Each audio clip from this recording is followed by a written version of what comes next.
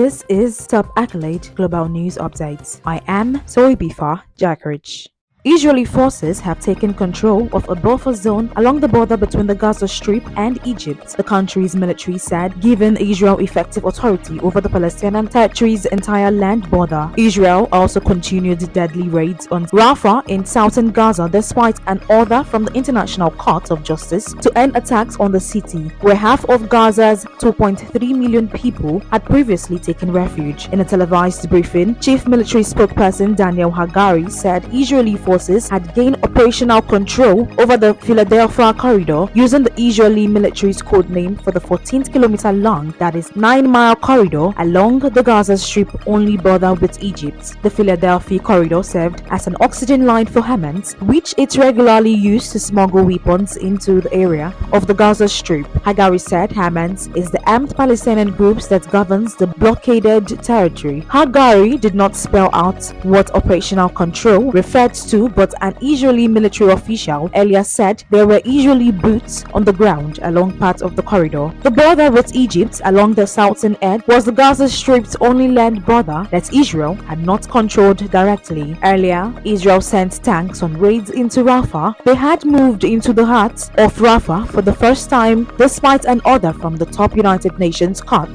to immediately halt the assault on the city. The World Court said Israel had not explained how it would evacuate from Rafah safe and provide food, water and medicine. Its ruling also called on Hamas to immediately and unconditionally release hostages taken from Israel on October 7th.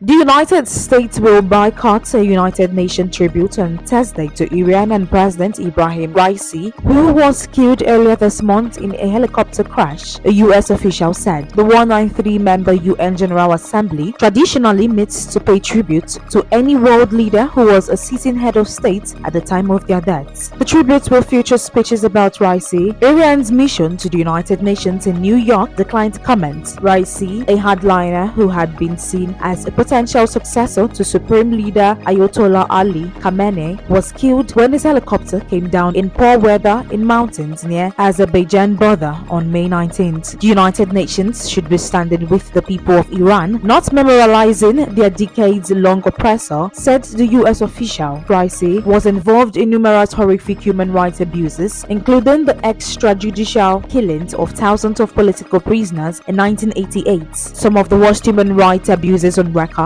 especially against the women and children of Iran, took place during his tenure, the official said. The UN Security Council stood at the beginning of an unrelated meeting for a moment of silence on May 20th to remember the victims of the helicopter crash. Deputy U.S. Ambassador to the UN, Robert Wood, reluctantly stood with his 14 counterparts. United States expressed its official condolences for Raisi's death. The State Department said on May 20th. White House National Security spokesperson John Kirby also said that day, no question, this was a man who had a lot of blood on his hands. U.S. President Joe Biden's administration was strongly criticized by some Republican members of Congress for offering condolences to Iran. Raisi, 63, was elected president in 2021 and in office ordered a tightening of morality laws, oversaw a bloody crackdown and anti-government protests, and pushed hard in nuclear talks with world powers.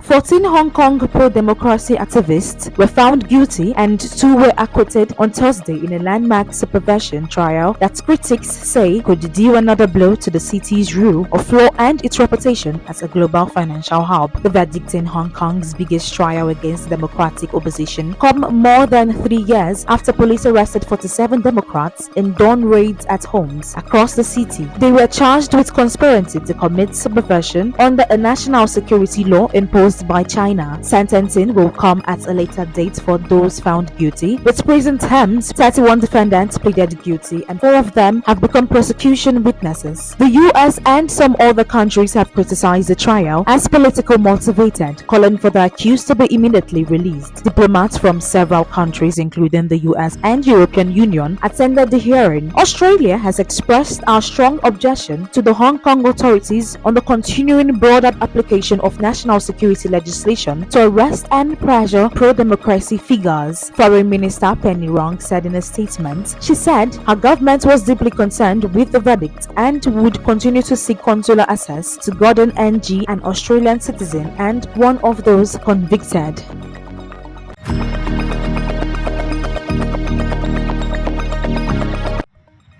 Canada's Brookfield said on Thursday that it's together with Brookfield Renewable Partners and Singapore's Temasek Holdings has entered into exclusive decisions to buy majority stake in French renewable power producer Neoen, valuing it at around 6.1 billion euros, that is $6.6 billion. Asset manager Brookfield said it is in talks to buy a 53.32% stake for 39.85 euros per share from Neoen main shareholders, and then the remainder of the company at the same price. According to a joint statement by the companies, the offer price was almost 27% higher than Neoen's last closing price. Shares of Neoen closed at 31.40 euros, giving the company a market cap of about 4.8 billion euros. Bloomberg News reported on the potential deal on Thursday, citing people familiar with the matter. Brookfield and partners will buy a 42% stake in Neoen, owned by French billionaire Jacques Veyrat in Pala SAS, and the balance from other shareholders of Neoen, an independent producer of renewable energy operating in 16 countries. Brookfield plans to make an all-cash tender offer for the rest of Neoen at the same price and take it private once the majority stake purchase was completed, according to the statement. It also comes after Singapore state investment firm Temasek opened its Paris office in April. Temasek planned to invest $20 billion to $25 billion, that is 18.49 billion euros, in the MA region over the next 5 years, a spokesperson said during the Paris office opening.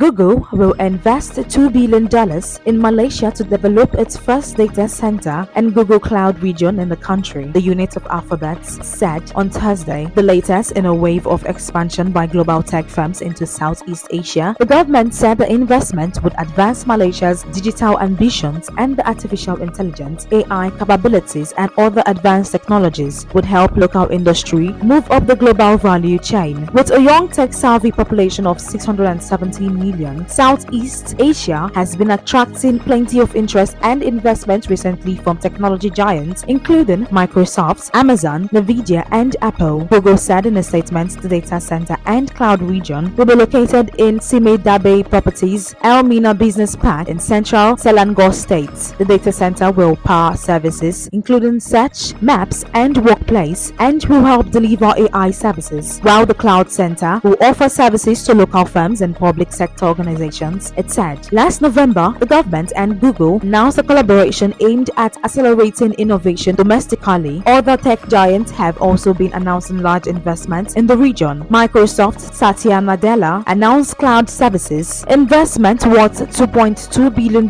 in Malaysia and $1.7 billion in Indonesia during a recent visit to the region. That is the size of top accolade global news updates. You can follow us on our social media platforms as displayed on your screen.